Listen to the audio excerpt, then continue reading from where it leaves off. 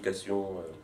D'accord. Et maintenant que nous sommes donc en novembre, le mois de mai Oui. est un peu loin, la distance entre la sortie du livre et aujourd'hui s'allonge. Quel regard tu as sur le livre? Est-ce que ça y est, il fait partie un petit peu du passé de la bibliographie ou il est encore très présent? Non, oui, non, il est encore relativement présent. Voilà, donc du coup, puisqu'il est sorti en mai, c'est-à-dire c'est un livre que j'ai écrit, il y a un an, en fait, l'année dernière, enfin, le deuxième semestre 2009. Donc non, il est encore assez présent, surtout dans la mesure où c'est peut-être, non, c'est sûrement celui pour lequel j'ai pu faire le plus de recherches, celui qui m'a demandé le plus de temps, à la fois pour la complexité de la construction, pour la longueur. Je trouve que c'est le plus long que j'ai écrit aussi. Donc effectivement, pour toutes ces raisons, il est encore très présent quand même. Mhm. D'accord. On va s'arrêter là.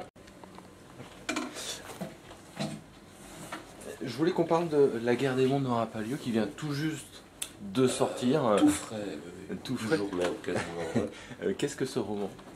Alors, ce roman, c'est mon hommage très personnel au deuxième grand-père fondateur de la science-fiction moderne. Après m'être attaqué à Jules Verne il y a 10 ans, avec La Lune seule le sait, je m'attaque à Herbert George Wells, donc avec La guerre des mondes n'aura pas lieu. Les connaisseurs apprécieront le titre. Et alors, il paraît dans une collection jeunesse, donc chez Mango, mais voilà, je pense que même les lecteurs adultes s'y retrouveront. Donc en gros, je me suis intéressé au jeune Wells, puisque là il a une vingtaine d'années. Et donc j'ai pris le vrai personnage tel qu'il était, c'est-à-dire à cette époque, un utopiste avec toute la part de naïveté que ça induit, cet âge-là d'engagement. Et alors on trouve, d'ailleurs le livre s'ouvre sur une lettre de refus très sèche d'un éditeur londonien pour son livre, pour son premier livre, alors j'oublie le titre original, mais en gros qui avait donné je crois qu'il avait appelé ça, c'était Les Argonautes à la recherche du temps. Enfin, c'était un petit peu le- le- le- la première mouture de la machine à voyager dans le temps.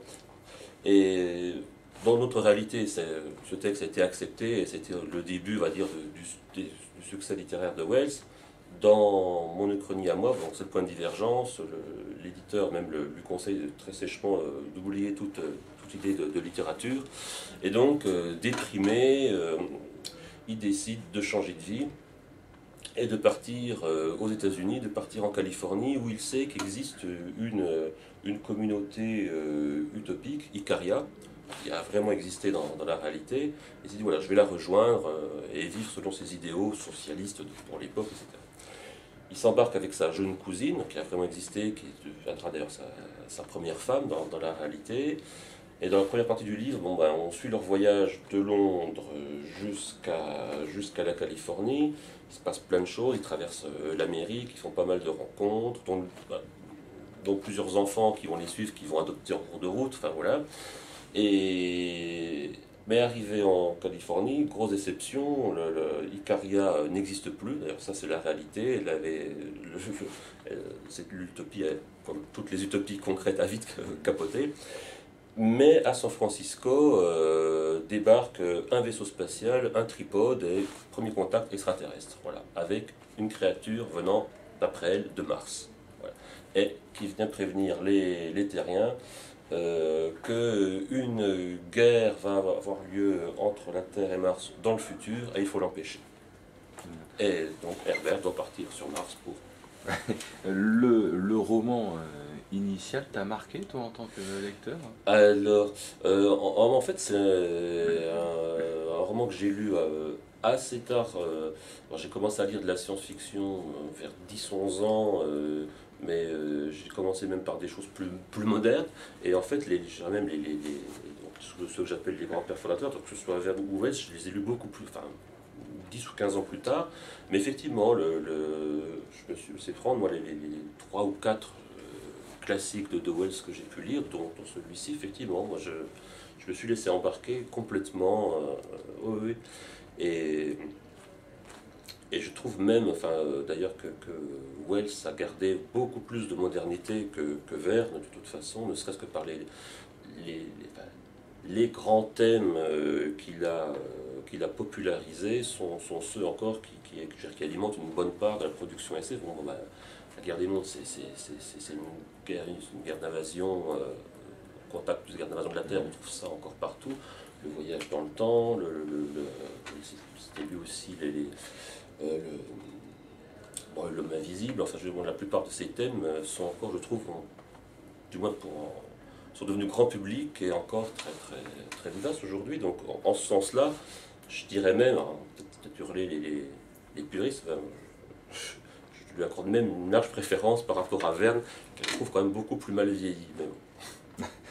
Qu'est-ce qui, dans le personnage même, dans le bonhomme, entre guillemets, t'a intéressé oui, et en plus, voilà, en approfondissant donc, mes recherches sur le personnage, j'ai découvert quelqu'un de fascinant. Donc, fascinant et trouble. Parce qu'effectivement, je parlais de ses idéaux utopistes, socialistes au sens de l'époque, c'est au sens fort, communiste.